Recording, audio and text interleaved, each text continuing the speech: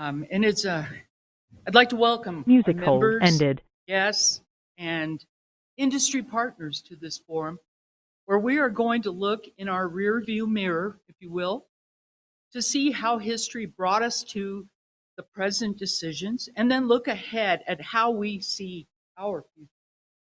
The Board of Directors takes very seriously our commitment and fiduciary duty to the members of this cooperative to ensure reliable, affordable, and environmentally responsible electric service. With wholesale energy being our single largest expense at approximately 3/4 of our costs, we have been actively seeking solutions to reduce this cost and deliver savings to our members. Historically, our wholesale power contract was entered into because at that time, our most pressing issue was to secure a reliable source of power when very few viable options were available. Our situation is substantially changed, with more affordable, reliable, and environmentally sustainable power supply options now available. We believe that we should deliver electricity that is more reflective of the current market price, ultimately helping our members save. After years of attempts, lengthy negotiations, and multiple contract modification proposals, attempting to work within the all requirements contract with Tri-State Generation and Transmission, we found ourselves at an impasse. For instance, the board advocated to be allowed to self-generate more than the 5% currently allowable threshold. Due to this cap, we have had to turn away development that would provide less expensive, locally produced, renewable power for our members.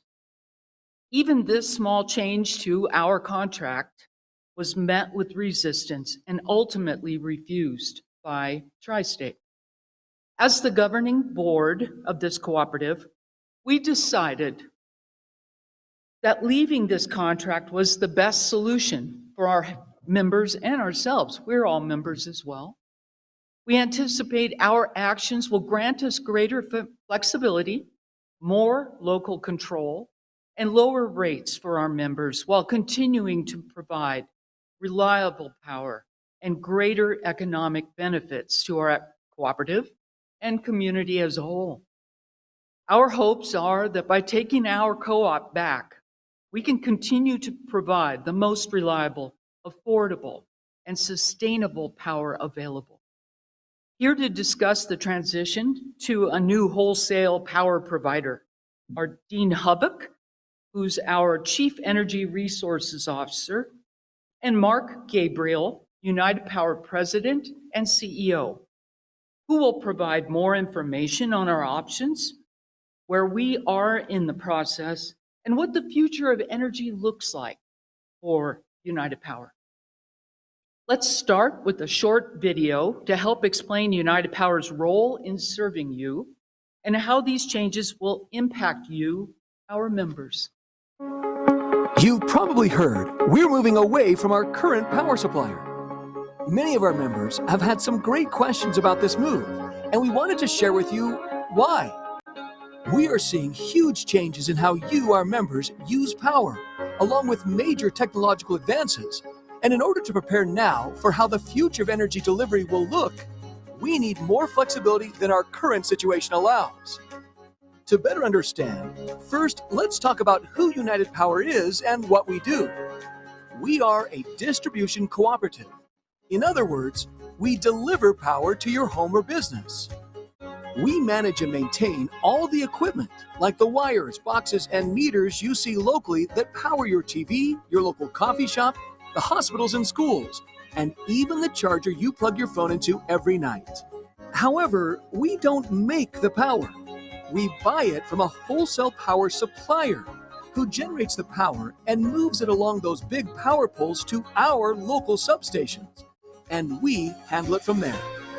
The problem is that our current power supplier's contract has outdated restrictions that limit our ability to focus on your future.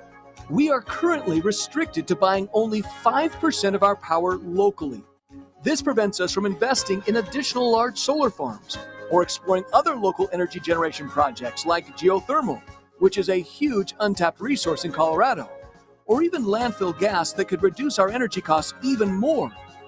We need more flexible options to better manage the growing number of EVs, solar roofs, electric power tools, and all those devices your smart home and Wi-Fi bring to life.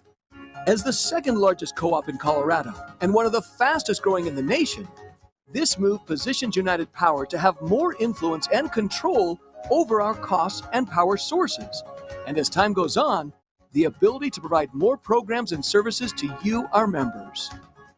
Along with the bright future we see ahead as we transition into this new energy landscape, locally, United Power is continuing to enhance and develop a more dynamic grid that allows us to utilize data, analytics, and technology to improve our processes and create a more efficient and reliable distribution system.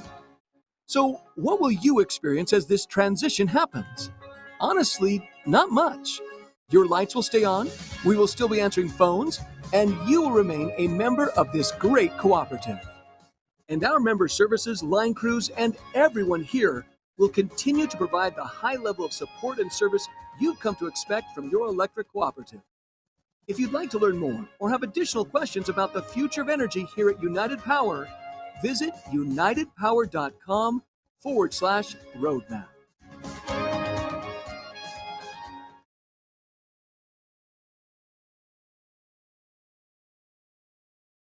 Good evening. My name is Dean Hubbock. I'm our Chief Energy Resource Officer. And thank you for joining us both virtually and in this room this evening. We're going to start off with basically giving a little bit of a timeline, or at least a little bit of the process and how this basically works within the Federal Energy Regulatory Commission, or FERC. There's a lot of acronyms, so I'm going to try to at least explain this initially for people because it can get confusing. Tri-State filed to be FERC regulated beginning in 2019. There's been a lot of processes, a lot of filings that have gone on to get us to where we are at today.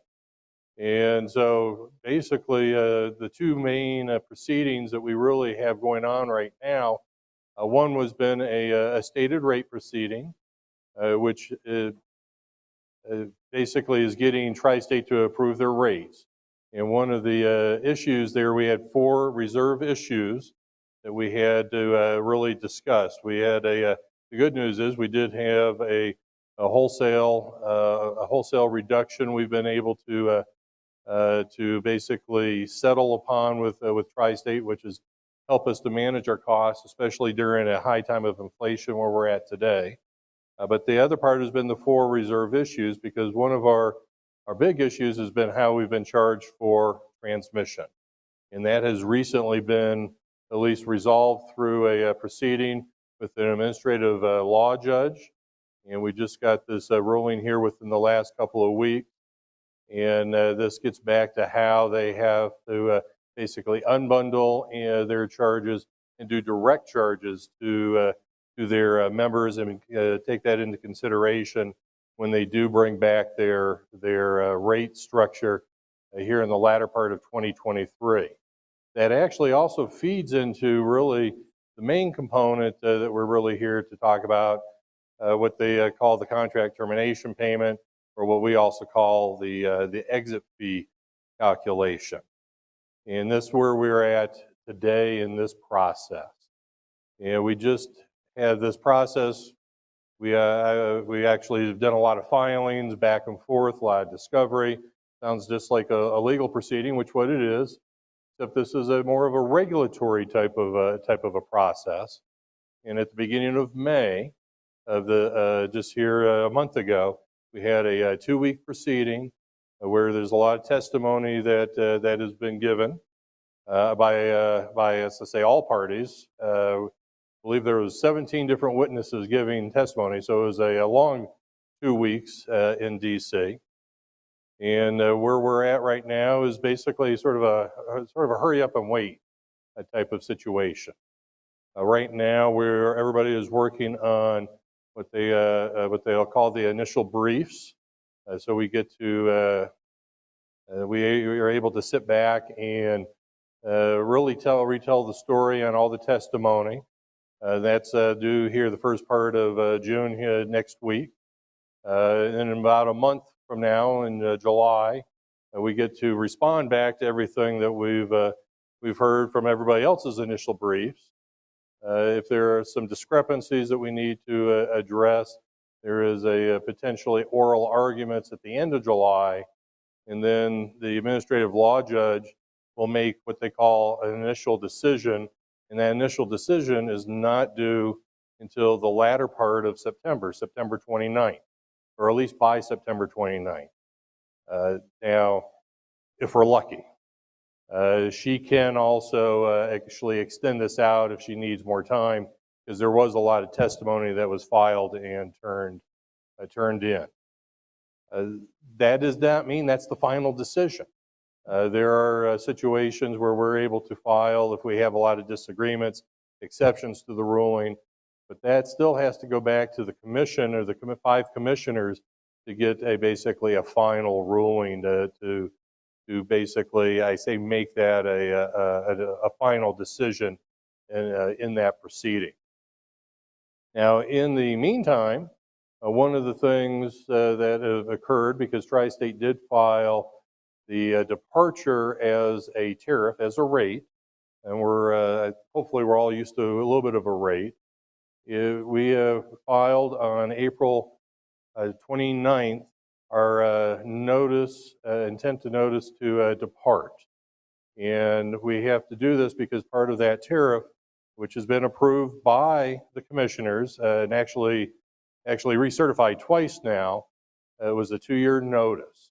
And that's what gives us the capability of saying, all right, we're going to take a look at leaving and starting anew on May 1st of 2024. Now, we still are waiting, obviously, for all these other rulings, but we did put Tri-State on notice for that. And so we're looking at, that's going to say, a new date of May 1st, 2024. Now, with that, we've also filed with Tri-State, sent them a letter, because part of this is we have a whole bunch of steps we have to do and work with Tri-State. We have to reacquire some of our assets. We have to take a look at transmission line. And there's a lot of contracts that have to be unwound. And so this is it's a process we have to go through. They've been through this process twice, because they have had 2 other departures at this particular point. So it's not something new that they'll have to go through, because they have that experience. It may be something new for us, but not necessarily new for them. So in conjunction with this, we've also have put out a request for proposal for new power supply. And we did that also at the same time when we filed our notice of intent, because you have to imagine this is also an extended process. And right now we are finalizing all the non-disclosure agreements, because there is a lot of sensitive information that we have to give out. And we're starting to answer questions. And we're taking a look at, come June, at the end of June, beginning of July, having potentially some information meetings by category by the people who have filled in or registered to answer our RFP, our request for proposal. We are looking to answer and ask some questions from them when they turn this in, because their proposal is due to us in the early part of August. We are expecting a healthy response, and we're going to be taking a look at doing probably about 2 months worth of evaluation before we basically, believe it or not, go to round 2. In a way, I'm starting to sound like the Denver Broncos and trying to find a new owner around this, because this is a lengthy process. We will cut this down to a handful of people in that September timeframe and work directly with them to help fine-tune their proposals so that we can really understand what we're getting and what we're wanting. We've left this proposal, the request for proposal, very wide open to get creative so we can see everything that is available to us for the future. And once we get that, well, again, we'll have some questions. We'll work with them for about a month or so, and this will get us around to roughly around that February timeframe of 2023, where we are hopefully will be able to select I don't want to call them maybe a selected supplier or several, and then we can start negotiating out contracts to get those finalized here in around about that May, June time frame. And so that's all in 2023. So we've got a lot of work to do to get this really prepared and ready to go, especially to meet the May of 2024 time frame. Great. Well, thanks, Dean, and welcome everybody tonight, both here in the room and certainly online. I want to give a little bit of context for our power supply discussion, and it really fits within the broad framework of our cooperative roadmap. And I believe there are some copies in the back of the room, and you can certainly find it online. What we're doing tonight, in fact, is one of the critical items, which is to empower and engage all of you as members in our communities here. The second point is really what we're talking about tonight, which is our power supply, because we're committed to making sure we have a flexible, affordable, sustainable power and the related services. But that also ties very closely to the other roadmap activities, which is to continue to assure that our distribution system is optimized. And what does that mean? Well, over time, we're adding intelligence, we're adding communications to better manage the system that we have. And of course, a key component to all of these things is to make sure that we maintain our business agility and resilience through information technology and operating technology. So I would think about the power supply in the sense that that is just one key component as we look out over the next 10 years in our roadmap. So what does this mean to members? Well, first and foremost, from my perspective, it's really important to understand you will remain our members. That doesn't go anywhere. When we first made an announcement in December, I had 85 emails that came in, and I would say 6 or 7 people said, gee, are we losing United Power as our distribution utility? The answer is absolutely not. In fact, what we're doing right now is working diligently so that we can save money. I think this is important also in context. You heard our chair saying 75 cents of every dollar goes to our power supplier today. And it's one of those areas, if we can control cost and if we can manage to get better pricing out in the market, we are able then to lower rates. And I think that's something that's really critical as a member-owned cooperative. Now, I look at this in 3 senses, and they're all economic, right? Number one, can we figure out how to get lower cost power delivered to all of our members? Number two, how do we keep dollars in our economies here? You also heard Beth say we've had to turn folks down who want to build generation within our footprint. And I think it's very critical that we have the ability to allow folks to do what they want to do with their power supply. And the third component, 8,000 of our members have already put solar panels on.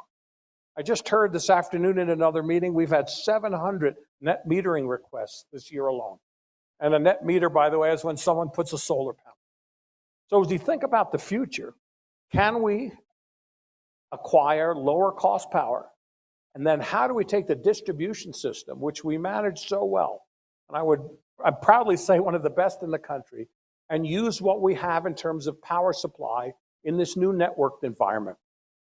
Keeping generation and dollars in our community is absolutely critical. It helps economic development. It helps meet people's needs and desires as well. Now, profits aren't driving this decision. I think we need to be very clear about that. This is really about lowering costs. Today, we send 75 cents of every dollar to our power supplier. Today, the market, depending on the length of the contract, is somewhere between $23 and $45. All right, there's a big gap between the $75 and let's say even $45 plus, I'll throw in $10 for transmission. And it's really that $20 difference that's going to allow us to work more efficiently, potentially lower rates, and make sure that we continue a highly reliable, highly resilient system. It doesn't make any sense to fight the future. That's one of those lessons that I've learned in my long career in this business. Right now, to constrain you as members to 5% in renewable energy does not make sense. It flies in the face, quite frankly, of both the national and certainly statewide initiative. And I want to be clear, this isn't about running out and only having solar panels or only having windmills. This is around about figuring out what is the right balance. We will need fossil fuels out into the future. I'm pretty positive it'll be natural gas. I think it's important to understand as we go out to these companies that are going to become our power supplier in the future, we're asking for three things. One is energy. Obviously, that's what's keeping the lights on right now. But we also need to make sure that those power providers offer us capacity, meaning the backup when the sun doesn't shine, the wind doesn't blow, and whatever's happening out in the marketplace. And that's critical. And the last one is a very key piece, and that's resource adequacy. And that's to make sure that we as a small player in a much bigger pond have a guarantee of the power that we're going to deliver to you. And I'm confident we can find that through the partners that are reaching out to us to participate. I'm confident that this is going to be the right move for United Power. Now we're going to show you another video, and I think it's important to put this in context. Well, I said my big three legs are around the economics, right? Lower costs, keeping dollars in our community, having people make their own economic investments. Kit Carson was the first utility to leave the same power supplier. And for Kit Carson, their focus was really around renewables. Now, we're fortunate to have Luis Reyes, who's the CEO there, who will talk to us for a couple minutes about their goal. But understand, each one of us as distribution utilities has a slightly different goal. But it's important to hear their success. So if we could cue up that next video, please. Kit Carson Electric serves three counties, Taos, Colfax, and Rio Arriba County. We have approximately 30,000 members. We serve 6 municipalities, 3 county governments, and 2 tribes, Taos Pueblo and Pico-Reyes Pueblo. So in 2016, since we wanted stable rates, hopefully lower rates, we wanted more renewables. We wanted more independence on the type of power supply that our members wanted. We decided to change power suppliers. We did that. With that, we had to pay an exit fee, which was important because the exit fee was a fee that kept all the existing members whole. So there would be no subsidies or subsidization of Kit Carson's exit. And we decided to move forward with some goals. First, to have affordable, cheap rates, and second, to have as much solar energy as we could possibly build. Today, we will have about 100% daytime solar by the end of June. This will give us about 45 to 48% of our energy comes from solar. About 20% will come from wind, and the balance will come from conventional fossil fuel sources, which I think everyone's going to have during this energy transition. Our hope is by 2030 that Kit Carson will be fully carbon-free with affordable rates. In a member's electric bill, 75% on average of a person's electric bill is the cost of power. 75% of the decisions are not made by the local co-op members. We've changed that. Here at Kit Carson, our members, by choosing solar and storage and wind, will end up deciding what kind of power supply they want at what cost. Secondly, it fits in with what's happening today in the world. You know, recently we've had these wildfires, we've had extreme weather events, so we think that going renewables really is our contribution to address climate change concerns that our members have. And thirdly, it's reliable. We understand that at nighttime solar doesn't shine, so we use batteries and we use other conventional resources. But in a community where you have 300 days of solar, it makes perfect sense to use solar. In a time when solar is probably the cheapest resources, cheapest power resource in the community or in the country, it makes good business sense. So reliability has not been diminished or decreased. In fact, by local generation, it's been enhanced because now we control close to 50% of the energy supply. We maintain our distribution system. We take care of that locally. At the end of the day, the reliability at Kit Carson actually has increased with this mix of getting new power supplier plus having more local generation. And here that has made us what I consider a model that we can separate from an organization that we had been with or a model that we had been with for 60 years and be able to survive and now really set out a good, clean future for our membership. And at the end of the day, I think that's what the co-ops are all about, is making sure they take care of their communities back home. So when we're taking a look at this, what's going to be our outcomes? And I think Mark actually hit a lot of this. One of our outcomes is we're hoping to wanting to obviously lower rates. Now, one of the things that we generally see when we do any type of wholesale power is it's usually not a one-for-one pass-through, because there's, by the time you purchase it, and then we've got some losses and other components along that type of line. But as Mark said, if we can see roughly about a 20% discount on our wholesale purchases, that means we could probably see a 12 to 15% pass-through as it relates around to retail rates. We're wanting to bring this decision-making of our power supply, rather than having this at our wholesale power supplier, to bring this back into our boardroom. That's what we have our board there for. Right now, we have roughly about 57 megawatts. That's a big number, 57,000 kW of distributed solar on our distribution system. That means that serves somewhere between 9,000 to 10,000 homes that we've already distributed. You've already heard Mark say we have over 8,000 that are on our rooftop, and we think we are turning away, because my group is the people who get the phone calls on saying we're wanting to add more. This is not the 5% limit that we're really wanting to take a look at. What is that limit? Well, can we do more? And so we're wanting to be able to do more to not only on our distribution system, but also on the people's homes as it relates around to rooftop solar.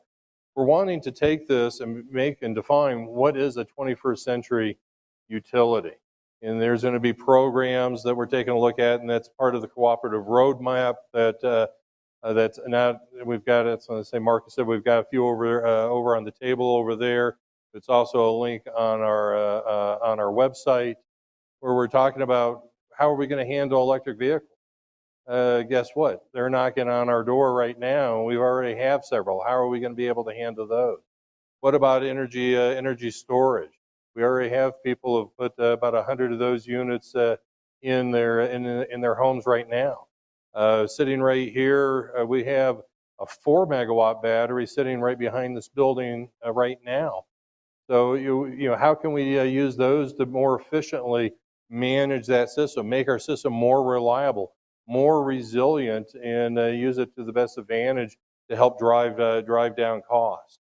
We can be much more nimble, since we're much closer to our members than what we can have when we're dealing with the wholesale power suppliers making those decisions. It might be making those decisions for 40, 41 other co-ops. It might be across a 4-state area. We have some unique differences and unique capabilities that we have right here that we're wanting to try to remove those limitations, so that we're able to move forward with and the best advantage for all the membership. And the same tenets that we've been talking about, I know I've been talking about, and we've been talking about with other our board members at different meetings, has been about the taking a look at affordability, flexibility, and sustainability as we continue to be able to move forward into the future. Well, thanks, Dean. And of course, I want to be clear with everybody, this isn't all daisies and butterflies. I mean, there's a lot of work that's going on here, and there's certainly a lot of risk. Right? And let me just talk about the risk for a moment. First and foremost, how can we trust a power supply? Well, as we are looking who our potential partners are, they're going to need to have an extremely strong balance sheet. From my perspective, they're going to need to have iron in the ground. In other words, they're going to actually have power plants and capabilities that can continue to work with us. And that's something that's very critical. A key component, though, and again, I keep mentioning our cooperative roadmap, is how we operate the distribution system to take advantage of the fact that there's 8,000 solar panels out there. 5,000 of us drive electric vehicles. More than 100 people have battery storage. And we're going to have to make sure that our system is really a network and being very flexible as we manage. So how do we trust our power supplier? That's going to be the critical thing that the professionals at United Power will have to look at to make sure that we're not going, let me put it this way, to make sure we're going with folks that we can trust, that have a track record and have a balance sheet that can support it. Now, folks have asked me questions like, gee, what happens, Mark, if there's a big storm like what happened in Texas? Well, that was a wake-up call for a lot of folks. But having worked in the Texas market in my past life, I can tell you that market is poorly designed. And what do I mean by that? The Texas market was designed around the spot market, not long-term contracts. The Texas market was designed to take advantage of renewable energy, but not thinking about capacity and resource adequacy. The Texas market was designed around only natural gas. And ironically enough, during that event, a year ago in February, the natural gas system froze up. So there's some good lessons there. The other question I'm asked is, gee, Mark, California is constantly having problems. And even though I left a number of children and lots of tax dollars when I moved here from California, the bottom line, that's also a poorly designed situation. They've shut down way too much fossil fuel generation and nuclear, and that then creates a problem. So I'm not particularly worried about a Texas-like situation or a California situation. What I am concerned about is a delay in bringing a full market to the West. Well, it looks like the market will be here in early 24 or into 25.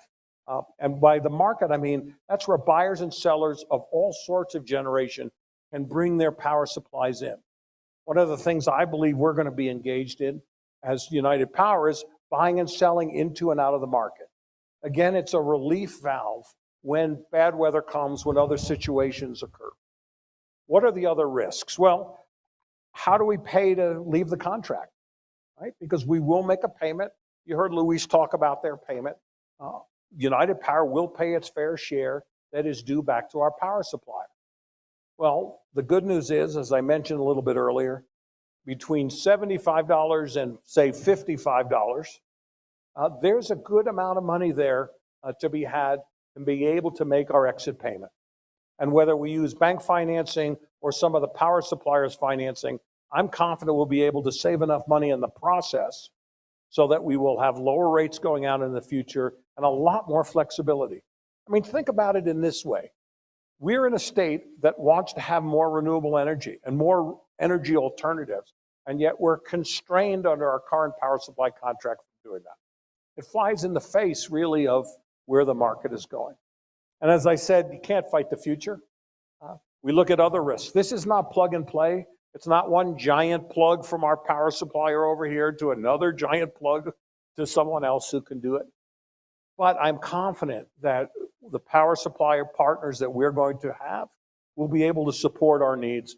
And at the same time, all the work we're doing around our distribution system, adding communications, adding intelligence and computing power, will allow us to better manage the electrons that we do have. And that's really the key here. We want to make sure that we continue to have highly reliable, highly resilient power. If we learned anything over the past 24 months, is the criticality of having highly resilient, highly reliable power, right? As many of us started working from other locations. So the issues around power quality, power reliability are paramount to the folks running United Power for all of you. So with that, I want to make sure that we have time and open it up to questions. This is your part. We're here to answer the questions that as best we can. If we can't, we'll get back to you. So who's going to be the first brave soul to ask a question? And we have a microphone that we'll bring out to you so that the members viewing at home can hear your question as well. So if you would introduce yourself and then ask your question, Zach will be our runner. Thanks.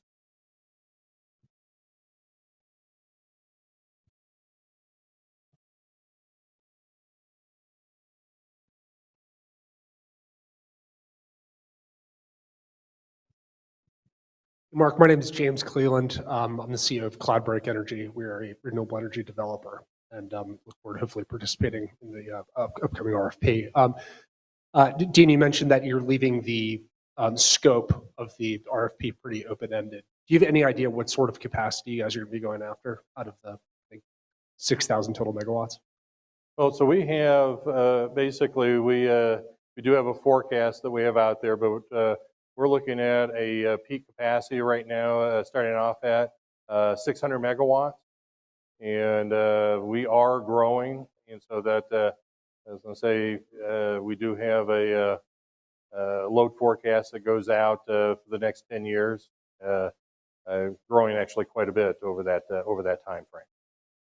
So.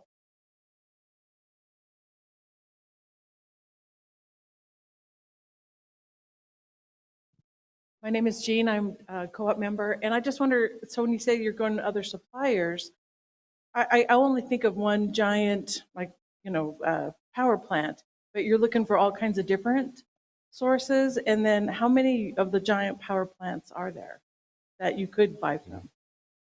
Yeah, so there are numerous suppliers, just like there are numerous power plants. And so there, and just because there's a power plant that's owned by one person, it doesn't mean that somebody else doesn't have a right or have bought capacity out of that power plant, then they might be able to offer to the market. So it's it starts getting complex or complicated quickly. And so that's the reason why it takes some time to go through all the analysis. And when you start taking a look at 600 megawatts, which is a very large number, when you start taking a look at the variety of resources, large scale solar, large scale wind, any type of a fossil fuel type of generation, if there's a hydro generation, what is that overall mix and where are we trying to achieve?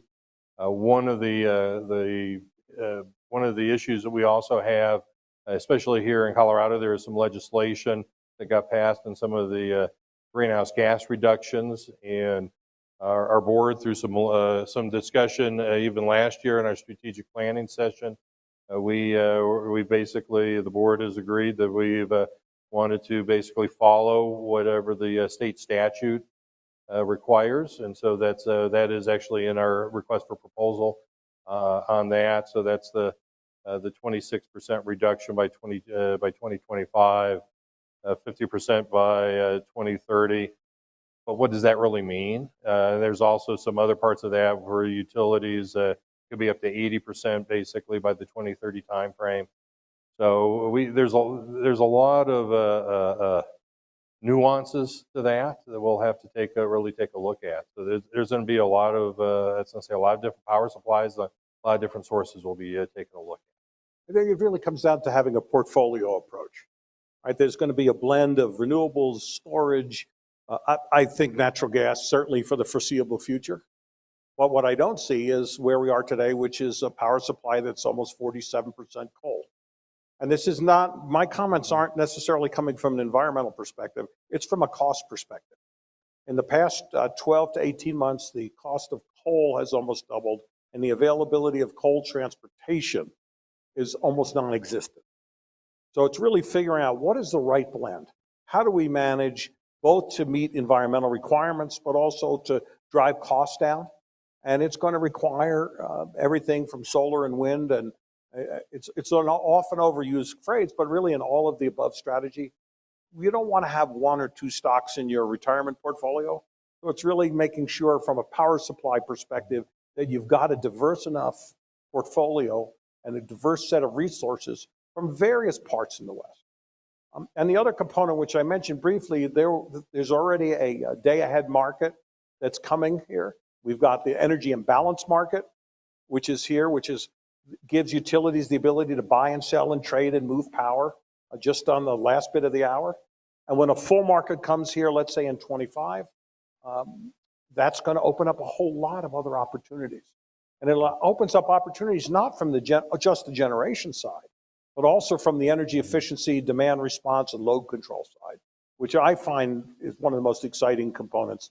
It's something I've been involved with for almost 30 years, but we're actually moving to that place. So again, think about it as a portfolio where you have energy efficiency, demand response, natural gas, some renewables and some storage, all connected by a network system that United Power operates on your behalf.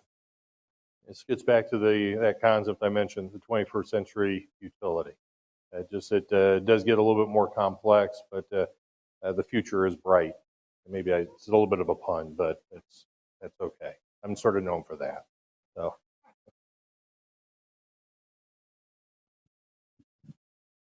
My name is Ken Haguda. I'm a co-op member, customer of United Power.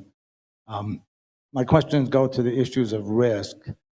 And the power suppliers that you're getting proposals from, and I hope there's a lot of them, they would probably be investor-owned utilities, which would have a different business model than a co-op. In Tri-State, your current supplier is a GNT co-op, so it has a similar model to United, not-for-profit. But an IOU would be dividend-driven, shareholder value-driven, so their model would be in conflict with United Power. So, I mean, they're going to want to get the best price, and I'm assuming that the power pool will protect the best price for United when you're brokering through that. And I'm thinking that you'd have your new resource pool set up by the time you get into the Southwest Power Pool, hopefully. Would that be a correct assumption? And yeah, I think it's a very good assumption. But I'll tell you, of the nearly 50 folks who've submitted thus far, it is really a blend of independent power producers, investor-owned utilities. Tri-State itself is in that pool as well. So there's a lot of different folks in there, and we're not, quite frankly, we have made no decision that we're going to pick a company rather. It could be several companies blended together. We know there's cooperation going on. The good news in the West today is that there's excess capacity, right? And so there's a lot of competition for our business. 600 megawatts makes us the largest cooperative by energy in Colorado, the third largest utility in the state of Colorado. So we're a very attractive partner for many of these folks. I anticipate really kind of a blend. And having years and years ago left the IOU community, I know exactly what you're talking about. But for us, it's really, how do we make sure we have reasonable priced energy, capacity, and resource adequacy? Now, when the market comes, which I think I know is inevitable, it's in law here in Colorado by 2030, but my belief is we'll have it here by 2025. That really also smooths out a lot of what I'll describe as the rough spots, because people, just so you understand, people put their, sort of like the college punch bowl where everybody brings their own beverage of choice and mix with a little high C and you move on. That's what happens in a market. Folks bring their power to the market and then it is taken back out by the various participants. I do appreciate what you're doing. I think it's a good direction for co-op members. One thing I would like to ask, is United Power still an RUS borrower? No. Okay, so there's no loan covenants that would be at risk in terms of this new direction? No. Okay, good. Thank you. In fact, this gentleman up front had a question too. He answered the question, okay. Are we getting any online?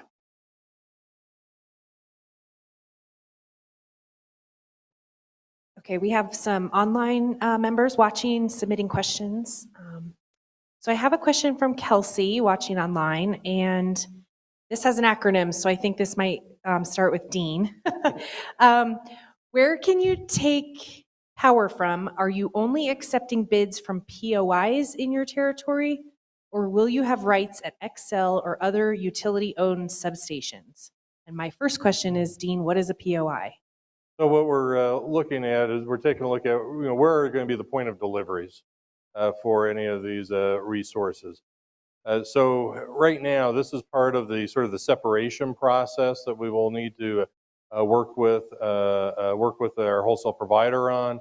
But we are going to be taking a look at really each individual substation at this particular point, at least as a transmission level. But we're also going to be taking a look at projects, smaller scale projects, actually also on the delivery system, just like we've already had. I mentioned before, we already have 57 megawatts there. So it's going to be a blending effect on both at the transmission level, which will carry network contracts on, and then at least for that short period of time before we join hopefully an RTO come late 2024, early 2025. And then also on our distribution system. So hopefully that answered that question. I think, and it's important to recognize, United Power is in a very unique position. Besides the size of our load, we also have 4 different transmission providers that are physically hooked to our system. So that adds a lot of flexibility in terms of where we can get our power from. And I will say there are other cooperatives who are at the end of the line proverbially, and that creates a real challenge for them. We can take power again from 4 different transmission lines, and that really makes a huge difference in the flexibility that we have in our choosing of our next power supplier. I do also need to really add, since I did talk about FERC earlier, depending on the settlement or the decision at FERC, we may have some requirements that we have to take as required deliveries from our wholesale provider on the transmission system, because we do have, they do provide us some resources, and we do have their transmission system. So we have to, we have a lot of maybe restrictions we will have to take a look at in that future. We won't know really that decision until probably the early part of 2023, which sort of coincides nicely with obviously our finishing up our RFP process.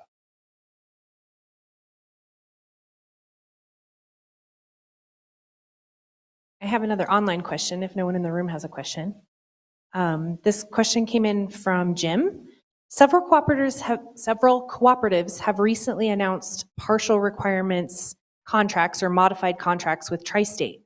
Why isn't United Power pursuing this option? I'll go ahead and address that one. Please.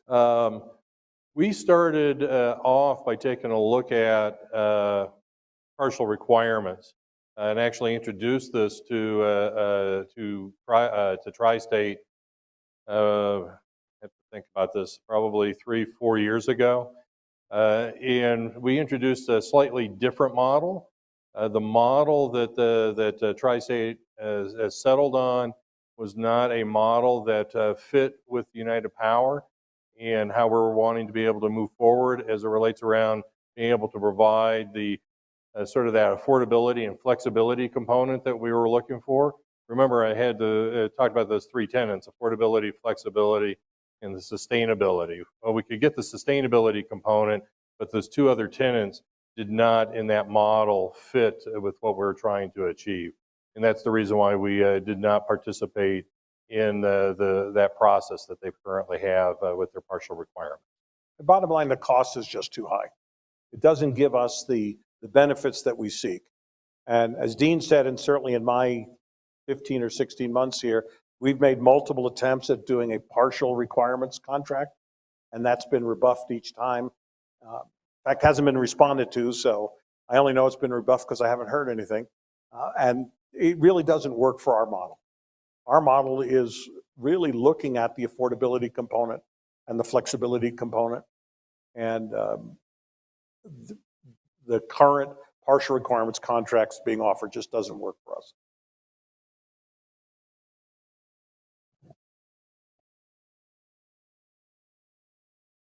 Introduce yourself, ma'am, please. I'm Jenny Busick. I'm on the board of directors, United Power. First, Dean, would you do everyone in the room and listening a favor and tell them what FERC stands for, since we live in an acronym world? Yes, sorry, I know I repeated, I said this at the very beginning, but it's the Federal Energy Regulatory Commission. So if you didn't hear that, now every time you hear it, you understand they're going back to Washington, D.C. to try to get these decisions made. When we used to go downtown Denver, if we had a dispute with Tri-State. So the move from to FERC has made everything much more complicated. And one of the reasons it's probably taking so long. The other thing I wanted to mention that I thought was extremely important is that United Power championed and got the bylaw change passed at Tri-State to allow for partial requirement membership. So it did start with us, and we did everything we could to get there. And I think that's important for the membership to know. Thank you very much. Thanks, Ginny.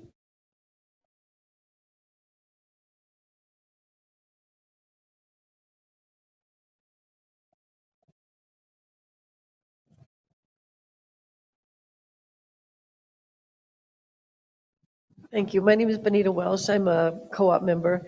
And I had a question, was kind of interested. You said there's like some 8,000 houses that have solar on them. What kind of support or what kind of help would United Power be in place for more members to take advantage of that? So the basically over time, and this go back in years now.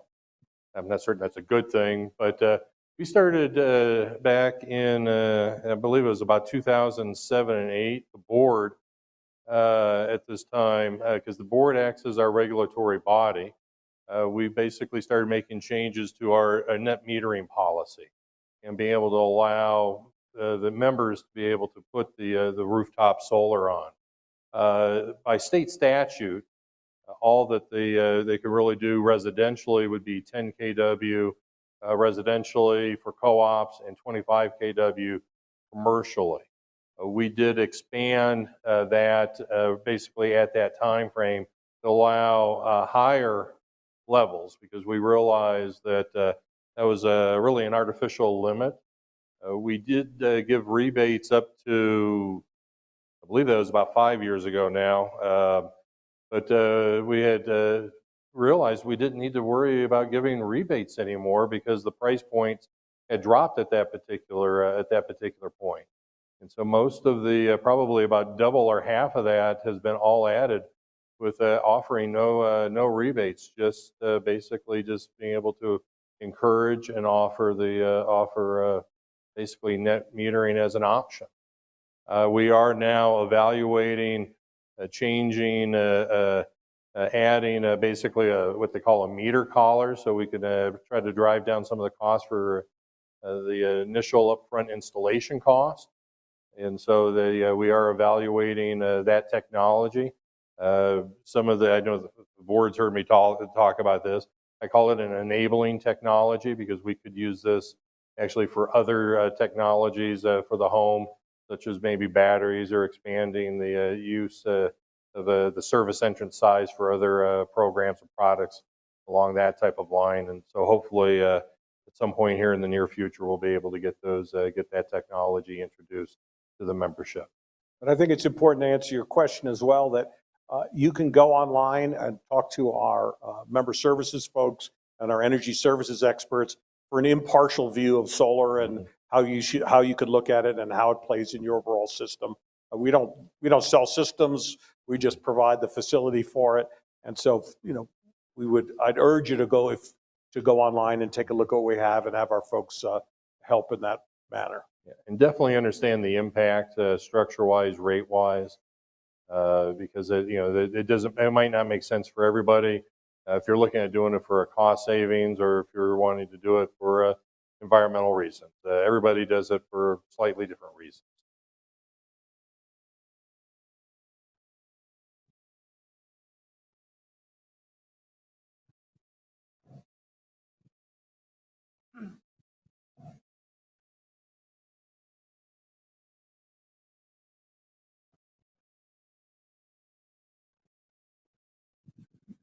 I'm Alan, and I'm a reporter, and I have two questions. One is, Will United be going through the state of Colorado's Clean Power Plan process? The other question has to do with your comments, Mark, about the benefits of an organized market, particularly energy efficiency and demand-side management. Could you go into the weeds more on that? Sure. Let me, good to see you, Alan. I'll start with that second question first. FERC, again, Federal Energy Regulatory Commission, has put out an order called Order 2222, or 2x4, as people are talking about it. And basically what that's encouraging is distribution utilities to be engaged in the market, buying and selling power back and forth. So if you think about a demand response program where, let's say, we control air conditioners or water heaters or any number of products, electric vehicle charging, and we can better manage our system within our own capacity, we can then go back into the marketplace with that power, hence creating some revenue streams to have us lower costs. And I think that's one of the important focuses of the market. Once that comes here, it will allow us to really engage with our members, especially those who want to participate in programs like that. And remind me again, Alan, what your first question was? I'll address that one. Please. This becomes a very sort of a complex question. We as a cooperative sort of fall into really the cracks as the way this legislation is written. And that's the reason why really in talking with the, in discussion with our board, with their strategic planning session, saying, all right, we're wanting to meet at least meet the legislation, but we still have to work through a lot of process on what does our departure mean with Tri-State, because those are questions that have to be answered, because we have to have, and it starts getting into the weeds a little bit. What is our baseline year? What does this really mean? How are we going to meet this? We don't have legacy assets to carry on. And what are we going to be able to see, and how are we going to be able to meet this? We have a lot of, we just got a lot of variability and a lot of unknowns at this point. And so how do we get this put together? That will be what gets exposed. The one thing that we do know, and it's about the only thing we really know, and this was through conversations with the governor's energy office, is we want to make sure that we don't do any double counting with our wholesale power provider. And that's going to be a key point that we have.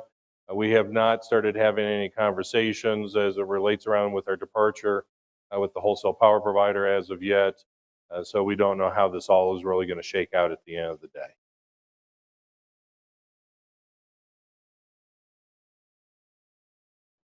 Thanks. I have two more questions from online. This question is from Steve Drew.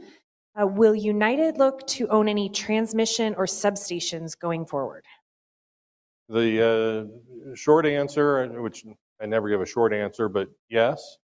So part of the historic departures from Tri-State is either acquisitions or reacquisitions of the delivery assets or substations.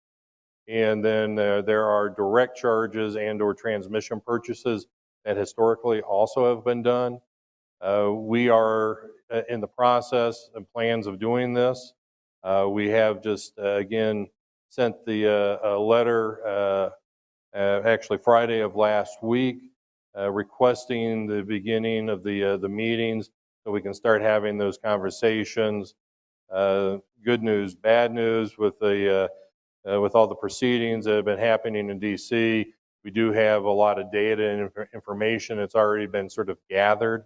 So we just need to start really the face-to-face conversations so we can begin this talk, so that we can basically start the process of the acquisition, reacquisition of our delivery assets and the direct charge components, and conversations about any additional transmission assets that we may or may not want to purchase, or Tri-State may want to retain for a variety of different reasons. Thank you. And then I have another question from Natalie, and she says, I believe some of your rebates come from Tri-State.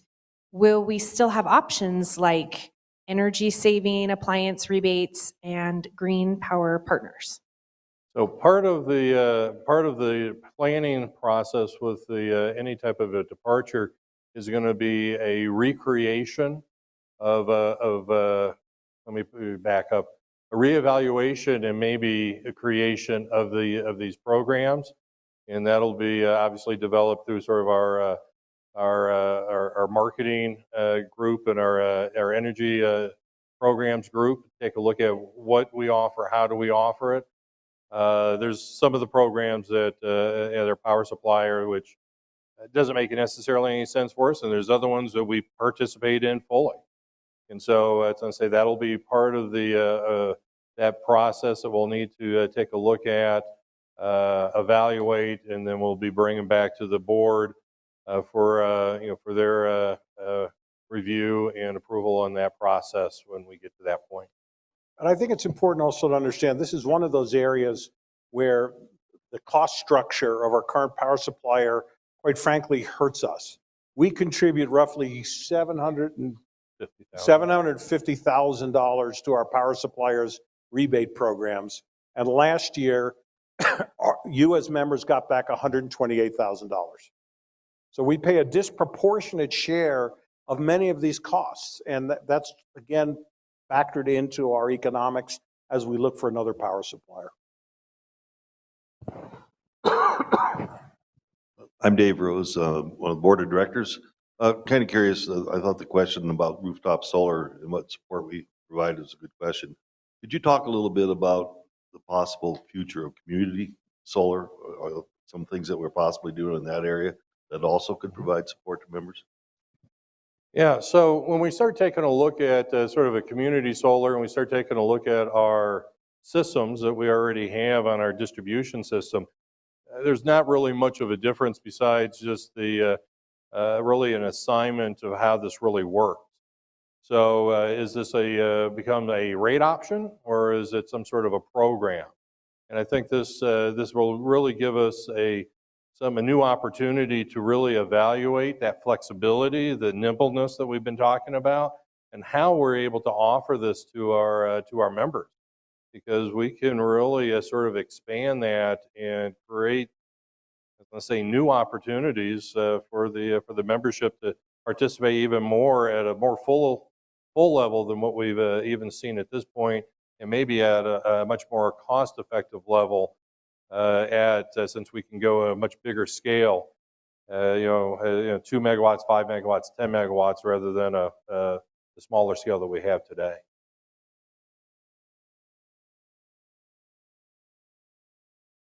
Well, if we don't have any more questions, Zach, could our other board members please introduce themselves? I think it's important for everyone to know and see your terrific board of directors that you have. Of course. Good evening, everybody. Brian McCormick, board of directors.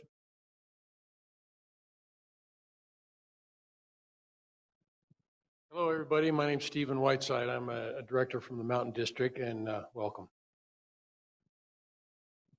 Hi, I'm Keith Alquist, and I'm a director from the South District. You already met me, Jenny Busick, from the West District. No, Reg, you're not a director yet. Can I also have there's a few of my critical senior staff here. Could you introduce yourselves too, please? Lori Burkhart, Chief Financial Officer. I'm Bryant Robbins. I'm our Chief Operating Officer.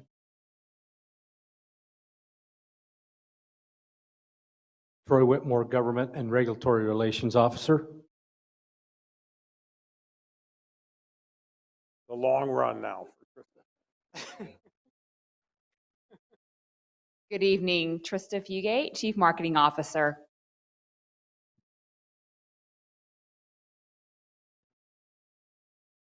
Zach. I think Zach. Dave Rose. Who said Dave introduced himself? Oh, you? Okay. Yeah. So, and I also want to point out both to folks online and in the room, if you've got more questions about this, please call us, write us. Very easy, mgabriel@unitedpower.com. And we want you to be engaged in this conversation. It's a big move for us.